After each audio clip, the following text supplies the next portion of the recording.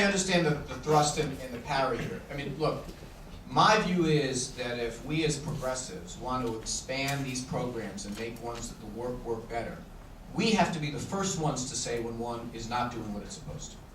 And rent regulation should not be a program, even if it's for 10 people, even if it's for 5 people, that provide a subsidy and support for those who don't need it. Because it is not a zero-sum game, but it's fairly close to it.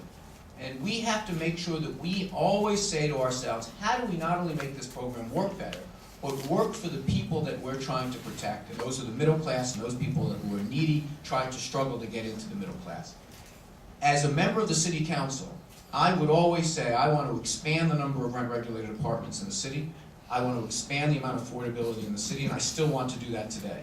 But if someone comes to me and says, you know what, this is an example of how it's not working, and not only that, but it's providing a rhetorical cudgel that is making it harder and harder for those of us to expand these good programs, we have to be the ones to say, you know what, we're going to try to fix it. And you know where I learned that lesson first? Working in Washington in the 1980s and watching Ronald Reagan take the rhetoric of the parts of our programs that were not working anymore and beating us into a place that all of those programs wind up being sacrificed. I want to grow affordable housing in the city. I want to preserve it.